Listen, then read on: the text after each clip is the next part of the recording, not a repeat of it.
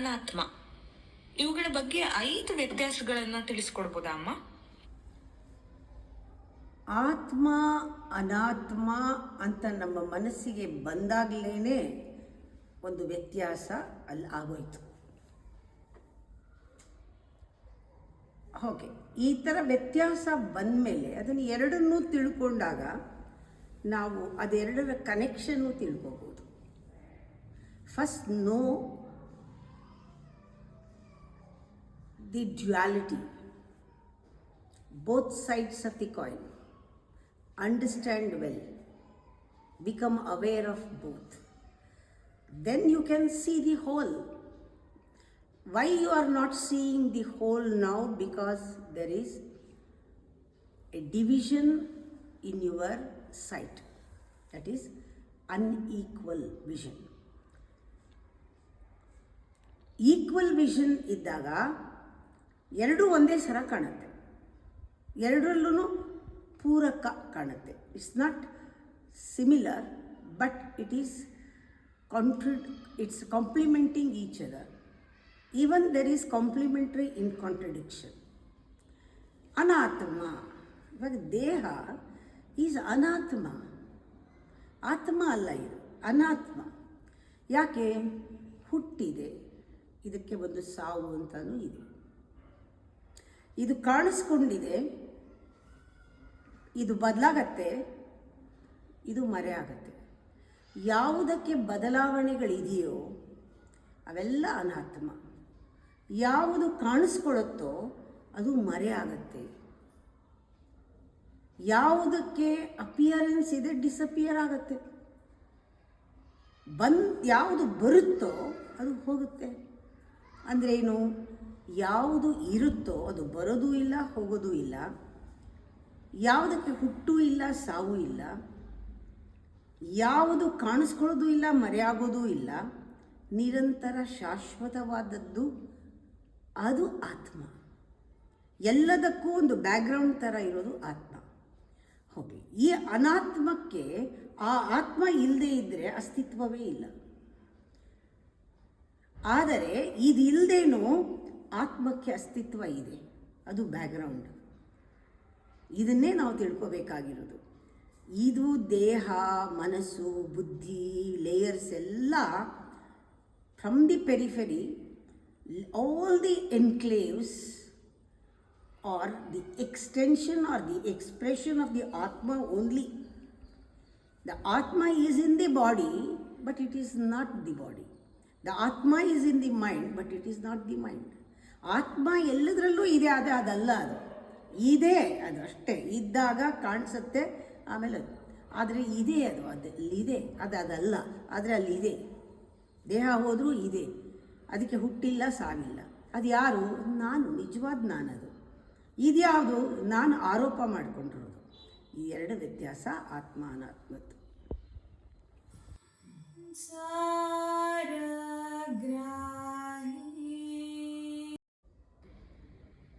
ತ್ರಿಗುಣಾತೀತನ ಲಕ್ಷಣಗಳೇನು ಅಮ್ಮ?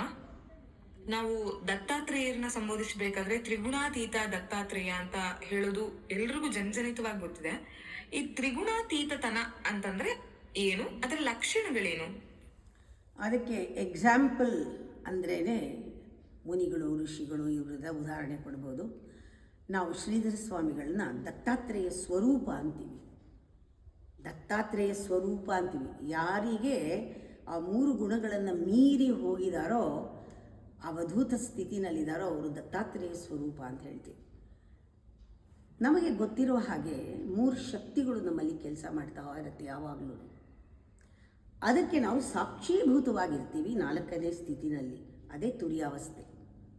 3 ನಿದ್ರೆ, ಕನಸು, ಎಚ್ಚರ, ಈ ಸ್ಥಿತಿಯನ್ನು ನಾವು ಮೀರಿದಾಗ ನಮ್ಮಲ್ಲಿ 3 ಗುಣಗಳ ಒಂದು ಸಮ್ಮಿಲನವಾಗಿರುತ್ತೆ. ಸೃಷ್ಟಿ, ಸ್ಥಿತಿ, ಲಯ ಅಂದ್ರೇ ನಮ್ಮಲ್ಲಿ ಗುಣಗಳ ಎಚ್ಚರ. ಸೃಷ್ಟಿನಲ್ಲಿಯೇ ಗುಣಗಳು, ಯಾವ್ದ್ಯಾವ್ದು ಗುಣಗಳು ಎಚ್ಚರವಾಗಿದೆ, ಪರಿಪಾಲನೆ ಮಾಡುವಾಗ ಯಾವ್ಯಾವ ಗುಣಗಳು ಎಚ್ಚರವಾಗಿದೆ, ನಿದ್ರೆ ಮಾಡುವಾಗ ಯಾವ್ಯಾವ ಗುಣಗಳು ಎಚ್ಚರವಾಗಿದೆ. ಅದರಲ್ಲಿ ಜಾಸ್ತಿ ಎಚ್ಚರವಾಗಿರೋದು ಯಾವುದು? ನಿದ್ರೆಯಲ್ಲಿ ನಿಮ್ಮಲ್ಲಿ ನಿದ್ರೆ ಅವಸ್ಥೆನಲ್ಲಿ ಎಚ್ಚರವಾಗಿರೋದು ಯಾವುದು? ತಮಸ್ಸು. ತಮಸ್ಸಲ್ಲಿರ್ತೀವಿ. ಪರಿಪಾಲನೆ ಮಾಡುವಾಗ ರಜಸ್ಸು, ಸೃಷ್ಟಿ ಮಾಡುವಾಗ ಸತ್ವ. ಸತ್ವ, ತಮಸ್ಸು, ರಜಸ್ಸು 3 ಶಕ್ತಿಗಳು, 3 ಗುಣಗಳು ನಮಗಿದೆ. ಕೆಲವರು ಹೇಳ್ತಾರೆ ನಾನು ಬಹಳ ಸಾತ್ವಿಕ ಅಂತ. 100% ಸಾತ್ವಿಕರಿರೋಕ್ಕೆ ಸಾಧ್ಯ ಇಲ್ಲ. 100% ರಜೋಗುಣನೂ ಸಾಧ್ಯ ಇಲ್ಲ. 100% ತಮೋಗುಣನೂ ಸಾಧ್ಯ ಇಲ್ಲ. ಒಬ್ಬ ಮನುಷ್ಯ ಅಂದರೆ it's a combination of 3 ಗುಣಾಸ್. Everyone is a combination of 3 gunas. You have all the 3 gunas, 3 qualities in you, but your quality, proportion of the quality varies from one person to one person. ನನ್ನಲ್ಲಿ ತಮೋಗುಣ ಜಾಸ್ತಿ ಇರ್ಬೋದು, ನಿಮ್ಮಲ್ಲಿ ರಜೋಗುಣ ಜಾಸ್ತಿ ಇರ್ಬೋದು, ನಿಮ್ಮಲ್ಲಿ ಸತ್ವಗುಣ ಜಾಸ್ತಿ ಇರ್ಬೋದು. ನೀವು ಯಾವುದನ್ನು ರೂಢಿಸ್ಕೊಳ್ತೀರಾ ನಿಮ್ಮ ಹ್ಯಾಬಿಟ್ಟಿಂದ, ನಿಮ್ಮ ಪರ್ಸೆಪ್ಷನ್ನಿಂದ ಆ ಗುಣ ಜಾಸ್ತಿ ಆಗ್ತಾ ಹೋಗುತ್ತೆ. ನಿಮಗೆ ಗೊತ್ತಿರಬೇಕು, ನನ್ನಲ್ಲಿ ತಮೋಗುಣ ಜಾಸ್ತಿ ಇದೆ, ಸೋಂಬೇರಿತನ ಜಾಸ್ತಿ ಇದೆ, ನನ್ನಲ್ಲಿ ಪ್ರಾಣಿಗಳು ಸೇರಿಕೊಂಡಿವೆ ಜಾಸ್ತಿ, ಅದರಿಂದ ನಾನು ಆ್ಯಕ್ಟಿವ್ ಆಗಬೇಕು, ಎಬ್ಬಿಸ್ಬೇಕು ನನ್ನಲ್ಲಿರೋವಂಥ ಪ್ರಾಣಿಗಳನ್ನ ಅಂತ ನಿಮಗೆ ಗೊತ್ತಿರಬೇಕದು. ನಿಮ್ಮ ಗುಣ ತಿಳ್ಕೋಬೇಕು ನೀವು. ನಾನು ತಮಸ್ಸು, ಜಡ, ನಾನು ಹೇಳ್ಬೇಕು ನಾನು. ಆವಾಗ ಹೇಳ್ತೀರಾ. ಕೆಲವ್ರಿಗೆ ಗೊತ್ತಾಗಬೇಕು, ಕೋಪ, ಯಾವಾಗಲೂ ದ್ವೇಷ, ರಿಯಾಕ್ಷನ್ನು, ಕೋಪ, ಅವ್ರಿಗೆ ಗೊತ್ತಾಗಬೇಕು ನಾನು ರಾಕ್ಷಸ ಅಂತ. ನನ್ನಲ್ಲಿ ಎದ್ದಿದ್ದಾನೆ ರಾಕ್ಷಸ, ಪ್ರಾಣಿ ಎದ್ದಾಯಿತು, ರಾಕ್ಷಸ ಆಗಿಬಿಟ್ಟಿದೆ ಆ ಪ್ರಾಣಿ, ಹುಲಿ ಸಿಂಹದ ಥರ. ಆ ಗುಣಗಳೆಲ್ಲ ನನ್ನಲ್ಲಿದೆ. ಕೋಪ ಬೇಗ ಮಾಡ್ಕೊಳ್ಳೋದು, ರಿಯಾಕ್ಟ್ ಮಾಡೋದು, ಕಿರ್ಚಾಡೋದು, ಕೂಗಾಡೋದು, ಆಲ್ ದಿ ನೆಗೆಟಿವಿಟಿ, ರೋಷ, revenge, all these are the ರಾಕ್ಷಸ ಗುಣ, ಎ ಡಿಮನ್ ಕ್ವಾಲಿಟಿ. ಅದು ಜಾಸ್ತಿ ಇದೆಯಾ, ಇದು ಜಾಸ್ತಿ ಇದೆಯಾ? Which is dominating? Look at yourself. Is demon is dominating or animal is dominating? Realise, no, understand. You have to cool down, calm down. You have to bring something inside. The essence is there. Bring that out. Even in tamasic person, there is sattva, divinity, humanity. Even in tamasic person, even in demon state, inside there is humanness, divineness. This there. You have to churn your quality and bring that out. That is the another state of mind. ಅದಕ್ಕೆ ಸತ್ವ ಅಂತಾರೆ. Because of this process, the journey, we are here. ಯಾಕಿದ್ದೀವಿ? ಕಡಿದು ಕಡಿದು ಕಡಿದು ಕಡಿದು ಜೀವನದ ಅನುಭವಗಳನ್ನು ಹಾಕಿ ಕಡಿದು ಕಡಿದು ಒಳಗಡೆ ಇರೋ ರಸ ತೆಗೆಯೋಕ್ಕೆ ಇರೋದು. ಪ್ರತಿಯೊಂದು ಕೆಲಸದಲ್ಲೂ ಕೂಡ ನಿಮ್ಮ ಕೆಲಸ ಏನು? ಕಡಿಯೋದು. ಪ್ರತಿಯೊಂದು ಯೋಚನೆಯೂ ಕಡಿಯೋದು, ಪ್ರತಿಯೊಂದು ಭಾವನೆಯೂ ಕಡಿಯೋದು. ಕಡಿದು ಕಡಿದು ಏನು ತೆಗಿಬೇಕು? ಒಳಗಡೆ ಸತ್ವನ ಬೆಣ್ಣೆ ತೆಗ್ದಂಗೆ ತೆಗಿಬೇಕು. ಅದನ್ನು ರಿಫೈನ್ಮೆಂಟ್, ಟ್ರಾನ್ಸ್ಫಾರ್ಮೇಷನ್, ಪರಿವರ್ತನೆ, ಸಾಧನೆ ಎಲ್ಲ ಹೇಳೋದು. ಹೀಗೆ ಮಾಡಿದಾಗ ಒಳಗಡೆಯಿಂದ ಬರುತ್ತೆ. ಬಂದಾಗಲೂ ಕೂಡ ಸತ್ವ ಒಂದು ಚೂರು ಕಾಣಿಸ್ಕೋಬಹುದು. ತಮಸ್ನಲ್ಲೂ ಚೂರು ರಜಸ್ ಕಾಣಿಸ್ಕೊಂಡು ಅಥವಾ ಸತ್ವ ಕಾಣಿಸ್ಕೋಬೋದು. ಎಷ್ಟು ಪರ್ಸೆಂಟು? ಅಷ್ಟು ಪರ್ಸೆಂಟೇ ನಿಮಗೆ ಎಚ್ಚರ ಇರೋದು. ಅದನ್ನು ಎಚ್ಚರ ಜಾಸ್ತಿ ಮಾಡಿಕೊಂಡ್ರೆ ಸತ್ವ ಜಾಸ್ತಿ ಆಗುತ್ತೆ. ಸತ್ವ ಎದ್ದು ಬರಬೇಕು ಒಳಗಡೆಯಿಂದ. ಎಷ್ಟು ಪರ್ಸೆಂಟ್ ಬಂದಿದೆ? ಅದರಿಂದ ಈ ಕೆಲವರು ತಮಸ್ ಜಾಸ್ತಿ ಇರುತ್ತೆ, ಅದರಲ್ಲಿ ಕೂಡ ಸತ್ವ ಇರುತ್ತೆ. ತಮೋ ಸತ್ವನೂ ಇದೆ, ರಜೋ ಸತ್ವನೂ ಇದೆ, ಸತ್ವನೂ ಇದೆ. ಕಡಿದು ಕಡಿದು ಕಡಿದು ಕಡಿದು ಸತ್ವ ತೆಗೆದಾಗ ಅಲ್ಲಿ ತಮಸ್ಸು ಕಳೆಯುತ್ತೆ, ಪೂರ್ತಿ ಕಳೆದೋಗುತ್ತೆ. ಸತ್ವದಲ್ಲಿ ರಜಸ್ಸು, ತಮಸ್ಸು ಕಳೆದೋಗುತ್ತೆ, ಪ್ಯೂರ್ ಸತ್ವ. ಆಗ ಕರಗಿಬಿಡ್ತೀರ ನೀವು. ಹಾಗೇನೆ ಎಲ್ಲೋ you evaporate, you disintegrate, you become one with the cosmos, pure.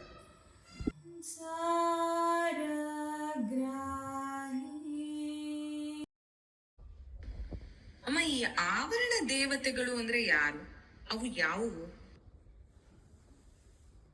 ಆವರಣ ದೇವತೆಗಳು ಅಂದರೆ ಸಪ್ರೇಟಾಗಿ ಬೇರೆ ಬೇರೆ ಏನಲ್ಲ. ಲಲಿತಾ ಸಹಸ್ರನಾಮ ಆಳವಾಗಿ ಓದಿದ್ರೆ ನಿಮಗೆ ಗೊತ್ತಾಗುತ್ತೆ ಶ್ರೀಚಕ್ರದಲ್ಲಿ ಆವರಣ ದೇವತೆಗಳು ಯಾರ್ಯಾರು ಅಂತ. ಎಲ್ಲ ಲಲಿತೆಯೇ, ಎಲ್ಲ ಆದಿ ಆ ಶಕ್ತಿನೇ. ಅವಳು ಒಂದು ಇಡೀ ಒಂದು ಅಗ್ನಿಯ ಒಂದು ಗೋಳ ಹಿಂಗೆ ಒಡೆದ್ರೆ ಎಲ್ಲ ಕಣ ಕಣ ಕಣ ಕಣ ಕಣ ಕಣ ಕಣ ಅಗ್ನಿಯ ಕಣ ಕಣ ಕಿಡಿಗಳು ಬರಲ್ವಾ? ಮತ್ತೆ ಇವರೆಲ್ಲ ಅಲ್ಲಲ್ಲಲ್ಲಲ್ಲೇ ಸೇರಿಕೊಂಡು ತಮ್ಮ ಕೆಲಸ ಮಾಡ್ತಾ ಇದ್ರೆ ಅವಳ ಕೆಲಸನೇ ಮಾಡ್ತಿರ್ತಾರೆ, ಅವಳಿಂದನೇ ಹೊರಗೆ ಬಂದಿರ್ತಾರೆ. ಶ್ರೀಚಕ್ರ ರಚನೆ ಮಾಡುವಾಗ ನೀವು ಓದಬೇಕು, ಗೊತ್ತಾಗತ್ತೆ. ಲಲಿತೋಪಾಖ್ಯಾನದಲ್ಲಿ ಒಂದು ವರ್ಣನೆ ಇದೆ. ಆ ದೇವಿ ಹೇಗೆ ಒಂದು ಒಂದು ಒಂದು ಯುದ್ಧರಂಗವನ್ನು, ಬಂಡಾಸುರನ ವಧೆಗೋಸ್ಕರ ಯುದ್ಧರಂಗವನ್ನು ರಚನೆ ಮಾಡ್ತಾಳೆ ಅಂದರೆ ಒಂದು ಶ್ರೀಚಕ್ರೋಪಾದಿಯಲ್ಲಿ. ಲಲಿತಾ ಸಹಸ್ರನಾಮದ ಪ್ರಥಮ ನಾಮಗಳಲ್ಲೇ ಅದು ಬರುತ್ತೆ. ಬಂಡಾಸುರ ವಧೋದ್ಯುಕ್ತ ಶಕ್ತಿ ಸೇನಾ ಸಮನ್ವಿತ. ಅದೆಲ್ಲ ಓದುವಾಗ ಆ ಮಂತ್ರಿನಿ ಯಾರು, ಅವಳು ಶ್ರೀ ದೇವಿಯ ಸ್ವರೂಪನೇ. ಆ ಕುದುರೆಗಳ ಕುದುರೆಗಳ ಸೈನ್ಯಗಳು ಎಲ್ಲ ಅವಳ ಶಕ್ತಿಗಳೇ. ಇಷ್ಟು ಆನೆ ಅವಳ ಶಕ್ತಿಗಳೇ. ಪಾಶ ಅಂಕುಶದಲ್ಲಿ ಅವಳ ಶಕ್ತಿನೇ. ಎಲ್ಲವೂ ಅವಳದೇ, ಒಂದೇ ಅವಳು ಆದಿಶಕ್ತಿ. ಎಲ್ಲವನ್ನು ಕೊಡ್ತಾಳೆ, ಎಲ್ಲ ಆವರಣವನ್ನು ನಿರ್ಮಾಣ ಮಾಡ್ತಾಳೆ. ಆಮೇಲೆ ಒಂದು ಯುದ್ಧವನ್ನು ಸುಮ್ಮನೆ ಅವಳು ನಕ್ಕರೆ ಸಾಕು. ಎಷ್ಟೇ ಅಹಂಕಾರದ ರಾಕ್ಷಸರಿರಲಿ, ಇವಳ ಹೂಂಕಾರ ಒಂದು ಸಾಕು. ಆ ಥರ ಆವರಣ ದೇವತೆಗಳು ಅವಳನ್ನು ಸಪೋರ್ಟ್ ಮಾಡಿದಾಗ ಅವಳು ಖುಷಿಯಾಗುತ್ತೆ. ಅವಳಿಂದನೇ ಬಂದವರು ಅವಳನ್ನು ಸಪೋರ್ಟ್ ಮಾಡ್ತಾರೆ. ಹಾಗೆ ಒಂದೊಂದೂ ಕೂಡ ಆವರಣ ದೇವತೆಗಳಂದ್ರೆ ಬೇರೆ ಅಲ್ಲ, ಎಲ್ಲ ಅವಳ ಸ್ವರೂಪವೇ. ಆ ಒಂದೊಂದು ಕೆಲಸಕ್ಕೆ ಒಂದೊಂದು ನಿಗದಿಸಿರೋದ್ರಿಂದ ಆ ಕೆಲಸದ ಮೇಲೆ ಬ್ರಹ್ಮನಿಂದನೂ ಅಷ್ಟೇ, ಬ್ರಹ್ಮನೂ ಅವಳಿಂದನೇ ಬಂದಿದ್ದು. ಸೃಷ್ಟಿಕರ್ತ ಬ್ರಹ್ಮ ಅಂತ ಹೆಸರು ಬಂದಿರೋದು ಅದು ಅವಳೇನೇನೆ. ಅಲ್ಲಿ ಸರಸ್ವತಿನೂ ಅವಳೇನೆ, ಪರಿಪಾಲನೆ ಲಕ್ಷ್ಮಿನೂ ಅವಳೇನೇನೆ, ನಾಶ ಮಾಡುವಾಗ ಶಿವನ ಜೊತೆ ದುರ್ಗಾ ಅವಳೇನೆ. ಆ ಶಕ್ತಿನ ಅರ್ಥ ಮಾಡ್ಕೊಳ್ಬೇಕು. ನಂಗೆ ಅದಕ್ಕೇನೆ ಹೆಣ್ಮಗು ಅಂದರೆ ನಂಗೆ ಸಿಕ್ಕಾಪಟ್ಟೆ ರೆಸ್ಪೆಕ್ಟ್. ಯಾಕೆ ಅಂತಂದರೆ ನಮ್ಮನ್ನೇ ಯಾವುದೋ ಒಂದು ರೀಲ್ನಲ್ಲಿ ಹೇಳ್ತಾ ಇದ್ದೆ, ಹೆಂಗಸಿಗೆ ಹೆಂಗಸು ಅಂದರೆ ಹೇಗಿರಬೇಕು. ಯಾರೋ ಹೇಳಿದ್ರಂತೆ, ಎಷ್ಟು ಕೊಬ್ಬು ನಿನಗೆ ಅಂತ ಬೈದ್ರಂತೆ. ಎಷ್ಟು ಜೋರು ಮಾಡ್ತೀಯ ನೀನು, ಎಷ್ಟು ರಫಾಗಿ ಮಾತಾಡ್ತೀಯ, ಎಷ್ಟು ಆರೋಗೆಂಟ್ ನೀನು ಅಂತ. ಆಗ ಅವಳು ಹೇಳಿದಾಳೆ, ತುಂಬ ಚೆನ್ನಾಗಿದೆ, ಹೆಣ್ಣಿನ ಕ್ವಾಲಿಟಿ ಏನು ಅಂದರೆ ಅವಳು ಯಾವಾಗಲೂ ಕೂಡ ಹುಡುಗಿ ಥರ ಕಾಣಬೇಕು ಅಂತ, ಹೆಂಗಸ ಥರ ಇರಬೇಕು. ಕಾಣೋದು ಹುಡುಗಿ ಥರ, ಇರೋದು ಹೆಂಗಸ ಥರ, ಅಂದರೆ ಶಕ್ತಿ ಥರ ಇರಬೇಕು. ಕೆಲಸ ಮಾಡುವಾಗ ಕತ್ತೆ ಥರ ಕುದುರೆ ಥರ ದುಡಿಬೇಕು, ಅಷ್ಟು ಶಕ್ತಿ ಇದೆ ಅವಳಿಗೆ. ಯೋಚನೆ ಮಾಡುವಾಗ ಮಾತ್ರ ಅವಳು ಗಂಡಸ ಥರ ಯೋಚನೆ ಮಾಡಬೇಕು, ಅಂದರೆ ಶಿವನ ಥರ ಯೋಚನೆ ಮಾಡಬೇಕು. ಶಕ್ತಿ ಶಿವ ಆಗಬೇಕಾದ್ರೆ ನೋಡ್ಕೊಳ್ಳಿ, ಅವಳು ಯಾವಾಗಲೂ ಹುಡುಗಿ ಥರ ಕಾಣಿಸೋಕ್ಕಾಗತ್ತಾ? ಸಾಧ್ಯ ಇಲ್ಲ. ಯಾವಾಗಲೂ ಹೆಂಗಸ ಥರ ಇರೋಕ್ಕಾಗತ್ತಾ? ಖಂಡಿತ ಇರಬಹುದು. ಬರೀ ಹೆಂಗಸ ಥರ ಇದ್ದರೆ ಪ್ರಯೋಜನ ಇಲ್ಲ. ಕಂಪ್ಯಾಷನ್, ದಯೆ, ಕರುಣೆ ಎಲ್ಲ ತುಂಬಿದೆ ಆ ಹೆಣ್ಣಲ್ಲಿ ಇದೆ. ಕುದುರೆ ಥರ ದುಡಿಯೋಕ್ಕೂ ಆಗಲ್ಲ, ಕತ್ತೆ ಥರ ದುಡಿಯೋಕ್ಕೂ ಆಗಲ್ಲ. ಅವಳು ಇವಾಗ ಗಂಡನ ಥರ ಯೋಚನೆ ಮಾಡಬೇಕು, ಗಂಡಸ ಥರ. ಅಂದ್ರೇನು? ಶಿವ ಕೆಲಸ ಮಾಡಬೇಕು ಅವಳಲ್ಲಿ.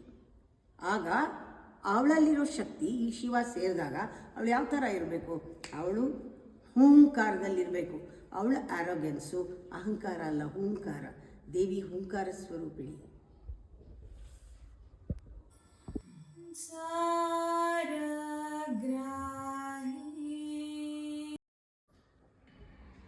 ಈ ಅರಿವಿನ ಕಣ್ಣು 6ನೇ ಇಂದ್ರಿಯ ಅಂದ್ರೆ 6th ಸೆನ್ಸ್. ಹಾಗೆ 4ನೇ ಸ್ಥಿತಿ 4th ಸ್ಟೇಟ್ ಆಫ್ ಮೈಂಡ್. ಇದು ಎಷ್ಟು ಡಿಫ್ರೆನ್ಸ್ ಇದೆ ಒಂದಕ್ಕೊಂದಕ್ಕೆ ಅನ್ನೋದನ್ನ ಸ್ವಲ್ಪ ಹೇಳ್ಬಹುದಾ? ನಾವು ಯೋಗದಲ್ಲಿ ಕೆಲವು ನಂಬರ್ಗೆ ಹೆಚ್ಚು ಪ್ರಾಮುಖ್ಯತೆ ಕೊಡ್ತೀವಿ. ನನಗೆ ನಂಬರ್ 1 ಈಸ್ ಬಹಳ ಪ್ರಾಮುಖ್ಯ. ಒಂದು, ಎಲ್ಲವೂ ಇರೋದು ಒಂದು ಸತ್ಯ, ಒಂದು ಧರ್ಮ, ಎಲ್ಲ ಒಂದೇ ಸತ್ಯ ನೋಡೋದು ನನಗಿಷ್ಟ. ಒಂದರಲ್ಲಿ ಎಲ್ಲ ಇದೆ, ಏಕದಲ್ಲಿ ಅನೇಕವಿದೆ, ಅದು ನೋಡೋಕ್ಕೆ ತುಂಬ ಇಷ್ಟ. ಹಾಗೆಯೇ 3 ಅಂತಾರೆ. 1ರಿಂದ ಬಂದಿರೋದು 2, ಆಮೇಲೆ 3. ಇದನ್ನೆಲ್ಲ ನಾವು ಸೂಕ್ಷ್ಮ ಅರ್ಥ ಮಾಡಿಕೊಂಡ್ರೆ ಆ ನಂಬರ್ಗೆ ನಾವು ಒಂಥರ ಬೆಲೆ ಕೊಡ್ತೀವಿ.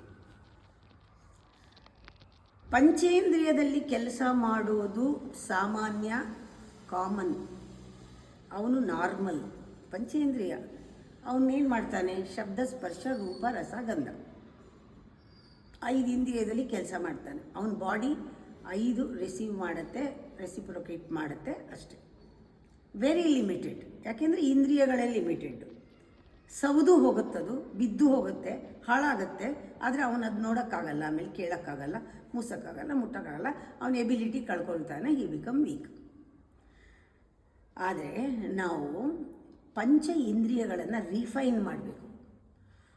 ಶಬ್ದ, ಸ್ಪರ್ಶ, ರೂಪ, ರಸ, ಗಂಧ ರಿಫೈನ್ ಮಾಡಿದ್ರೆ ಇಲ್ಲಿ ಕೇಳದೇ ಇರೋದೇನೋ ಕೇಳ್ತೀರಾ, ಇಲ್ಲಿ ನೋಡದೇ ಇರೋದೇನೋ ನೋಡ್ತೀರಾ, ಇಲ್ಲಿ ಹೊರಗಡೆ ಮೂಸ್ದೇ ಇರೋದನ್ನು ಮೂಸ್ತೀರಾ, ಏನೋ ಇಲ್ಲಿ ಮುಟ್ಟಕ್ಕಾಗದೇ ಇರೋದನ್ನು ಮುಟ್ತೀರಾ. 5 ಒಳಮುಖವಾಗಿ ತಿರುಗಿಸಿದಾಗ 5 ಕೆಲಸ ಮಾಡುತ್ತೆ. ಇದು ಅದಕ್ಕೆ ಇಂದ್ರಿಯಗಳಿಲ್ಲ, ಆದರೂ ಕೆಲಸ ಮಾಡುತ್ತೆ. ಅದನ್ನು ನಿಜವಾಗ್ಲೂ ಮನಸ್ಸು ಅಂತ ಹೇಳೋದು. Mind is the 6th sense. The mind which is refined senses. That is why it is 6th sense. The common mind has a common knowledge, common sense. It works at a time 5 ಮಾಡುತ್ತೆ. ಅದನ್ನು ಯೋಗ ಅಂತ ಹೇಳ್ತಾರೆ. It's an integrated mind. ನೋಡ್ತಾ ಇರುವಾಗಲೇ ಕೇಳ್ತಾ ಇರುತ್ತೆ, ಕೇಳ್ತಾ ಇರುವಾಗಲೇ ತಿಂತಾ ಇರುತ್ತೆ, ತಿಂತಾ ಇರುವಾಗಲೇ ಮೂಸ್ತಾ ಇರುತ್ತೆ, ಎಲ್ಲ ಒಟ್ಟಿಗೆ ಆಗ್ತಾ ಇರುತ್ತೆ. ಯೋಗ 5 ಇಂದ್ರಿಯಗಳು ಕೂಡಿಕೊಂಡು ಕೆಲಸ ಮಾಡ್ತಾ ಇರುತ್ತೆ. ಅದು ರಿಫೈನ್ಡ್. ಇದನ್ನು 6th ಸೆನ್ಸ್ ಅಂತಾರೆ.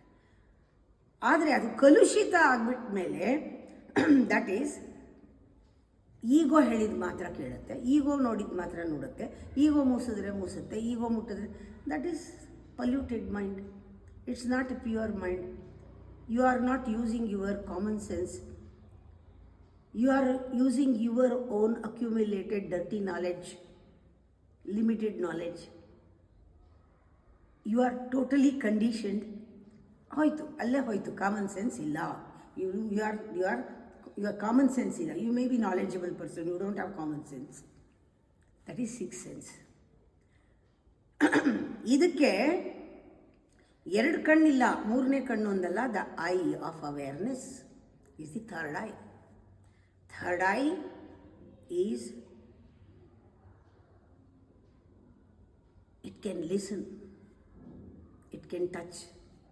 ಅದರಿಂದ ಈ ಗುಣ ಎಲ್ಲ ಇರೋರ್ಗೇ ಆ ಸೂಕ್ಷ್ಮ ದೃಷ್ಟಿಕೋನ ಇದೆ ಅಂತಾರೆ. ದೃಷ್ಟಿ ಅಂದರೆ ಕಣ್ಣಲ್ಲ, ಸೂಕ್ಷ್ಮತೆ. ಈ 6th ಸೆನ್ಸೇನೆ ಅರಿವಿನ ಕಣ್ಣು. ಅರಿವಿನ ಕಣ್ಣು ಅಂದರೆ ಬೇರೆ ಅಲ್ಲ, 3ನೇ ಕಣ್ಣು. 2 ಕಣ್ಣು, ಒಂದು ಮಾಯೆ ಕಣ್ಣು, ಇನ್ನೊಂದು ಕಣ್ಣು ಅಜ್ಞಾನದ ಕಣ್ಣು. ಅಜ್ಞಾನ ಮಾಯೆ ಕಣ್ಣಲ್ಲಿ ನೋಡ್ತಾ ಇರ್ತೀವಿ, ಇದು ಹೊರಮುಖವಾಗಿ. ಯಾವಾಗ ಅದೆರಡೂ ಬಿಡ್ತೀವಿ, ಆ ಒಳಗಡೆ ಕಣ್ಣು ತೆಕ್ಕೊಳ್ಳುತ್ತೆ, ಅರಿವಿಂದ ನೋಡ್ತೀವಿ. That is the third I. 6th sense and third eye.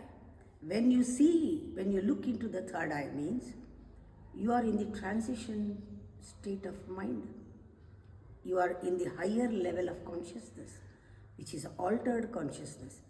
You are not wakeful, you are not sleepy, you are not dreaming. It's a combination of these 3 is the state of Turiya. That is the 4th state of consciousness. Almost 3 simultaneously works and it is one.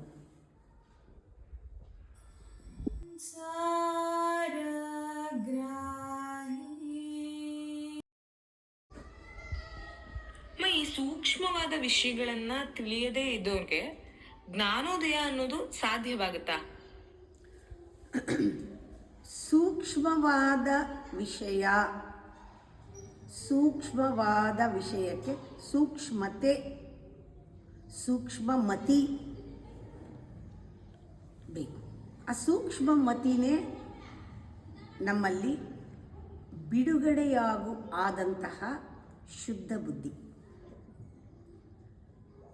ಭಕ್ತಿ ಬಂದಾಗ, ಕಾಮ ಹೋದಾಗ, ಪ್ರೇಮ ಬೆಳೆದಾಗ, ವಿಕಾಸವಾದಾಗ, ನಮ್ಮಲ್ಲಿ ಚೂರು ಭಕ್ತಿ ಇದ್ದರೂ ಅದು ನಮ್ಮಲ್ಲಿ ಸೂಕ್ಷ್ಮತೆಯನ್ನು ತರುತ್ತೆ. ಬುದ್ಧಿ ಏನಾಗುತ್ತೆ, ಅಷ್ಟು ಅಹಂಕಾರದಿಂದ ಆಚೆ ಬಂದಿರುತ್ತೆ. ಭಕ್ತಿ ಒಂದೇ, ಅದರಲ್ಲೂ ಕೂಡ ಸರೆಂಡರ್ ಇದ್ದರೆ ಮಾತ್ರ. ಯಾವ ಭಕ್ತಿಯಲ್ಲಿ ಶರಣಾಗತಿ ಇದೆಯೋ ಆ ಭಕ್ತಿಯಲ್ಲಿ ಮಾತ್ರ ಅಹಂಕಾರ ಅಷ್ಟು ಕ್ವಾಲಿಟಿ ಕರಗೋದಕ್ಕೆ ಸಾಧ್ಯ, ಅಷ್ಟು ಕ್ವಾಂಟಿಟಿ ಕರಗೋದಕ್ಕೆ ಸಾಧ್ಯ. ಅಹಂಕಾರದ ಕ್ವಾಲಿಟಿ ಎಷ್ಟೆಷ್ಟು ಕರಗಿದೆ ಅಷ್ಟು ಸ್ಥೂಲ ಹೋಗುತ್ತೆ, ಸೂಕ್ಷ್ಮವಾಗ್ತೀರ. ಎಷ್ಟೆಷ್ಟು ಬೆಳಕು ಬರುತ್ತೆ ಅಷ್ಟು ಕತ್ತಲು ಹೋಗುತ್ತಲ್ವಾ.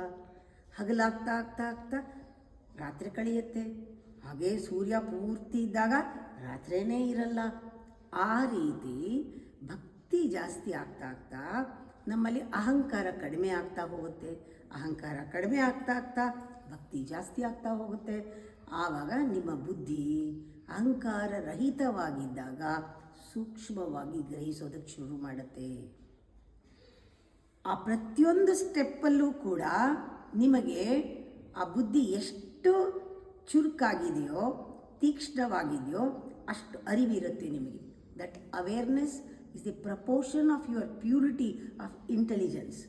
How pure you are, how deep you are. That depth is that purity. Depth ಅನ್ನೋದೇನೆ ಸೂಕ್ಷ್ಮತೆ, ಆಳ. ಭಾವಿಯ ಆಳ ಅನುಭವಕ್ಕೆ ಬರದೇ ಇರೋನು ಪರ್ವತದ ತುದಿಯನ್ನು ಮುಟ್ಟಿದ್ರೆ ಏನು ಪ್ರಯೋಜನ? ಇಲ್ಲಿ ಗೊತ್ತಿದ್ರೆ ಮಾತ್ರ ವ್ಯಾಲಿ ಏನು ಅಂತ ಪರ್ವತ ಎತ್ತರ ಅನುಭವಕ್ಕೆ ಬರೋದು. ಪ್ರಪಾತ ಗೊತ್ತಿರೋನಿಗೆ ಎತ್ತರ ಎಷ್ಟಿದ್ದೀನಿ ನಾನು ಅಂತ ಗೊತ್ತಾಗಕ್ಕೆ ಸಾಧ್ಯ. ಆಳಕ್ಕೆ ಹೋಗ್ತೀವಿ ನಾವು, ಭಕ್ತಿಯಲ್ಲಿ ಆಳಕ್ಕೆ ಹೋಗ್ತೀವಿ. ಆಗ ಆ ಸೂಕ್ಷ್ಮತೆ ನಿಮ್ಮಲ್ಲಿ ಬರುತ್ತೆ. ಆವಾಗ ನೀವು ನಿಮಗೆ ಒಂದೊಂದು ಸತಿನೂ ಗೊತ್ತಾಗುತ್ತೆ. ಆ ಗೊತ್ತಾಗೋದೆಲ್ಲ ಜ್ಞಾನೋದಯವೇ. ಒನ್ ಫೈನ್ ಡೇ ನಿಮಗೆ ಇಂಥ ದಿವಸ ಇಷ್ಟೊತ್ತಿಗೆ ಟನ್ ಅಂತ ಜ್ಞಾನೋದಯ ಆಗಲ್ಲ.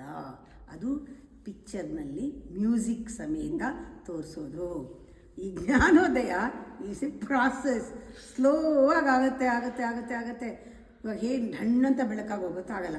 ನಿಧಾನವಾಗಿ ಬೆಳಕಾಗೋದು ಗೊತ್ತೇ ಆಗಲ್ಲ. ಆ ಮಗು ಬೆಳೆದಂಗೆ ಅಲ್ವಾ. 1 ತಿಂಗಳು ಎಲ್ಲಿರುತ್ತೋ ಹೋಟೆಲ್ ಗೊತ್ತಿಲ್ಲ, 9 ತಿಂಗಳಿಗೆ ಬಂದೇ ಬಿಟ್ಟಿರುತ್ತೆ, ಆಮೇಲೆ ಆಚೆ ಬಂದೇ ಬಿಡುತ್ತಲ್ಲ. ಆ ಥರ ಜ್ಞಾನೋದಯ ಅನ್ನೋದು ದಡ್ಡಂತಾಗಲ್ಲ. ಅದೊಂದು ಪ್ರಾಸೆಸ್. ಅದು ಪ್ರತಿ ಕ್ಷಣನೂ ಜ್ಞಾನೋದಯ ಆಗ್ತಾ ಹೋಗುತ್ತೆ. ಒಂದು ಸತಿ ನಾನು ಹೇಳಿದ್ದೀನಿ, ಇದನ್ನು 3 ಲೆವೆಲ್ಸ್ನಲ್ಲಾಗತ್ತೆ. ಒಂದು ಸತಿ ಎಲ್ಲ ಆದಮೇಲಿಂದ ಗೊತ್ತಾಗುತ್ತೆ, ಆದರೂ ಅದು ಜ್ಞಾನೋದಯ. ಮಾಡ್ತಾ ಇರುವಾಗಲೇ ಗೊತ್ತಾಗುತ್ತೆ, ಆದರೂ ಜ್ಞಾನೋದಯ. ಮಾಡೋಕ್ಕೆ ಮುಂಚೆ ಗೊತ್ತಾಗುತ್ತೆ, ಆದರೂ ಜ್ಞಾನೋದಯ. That is the different levels of enlightenment.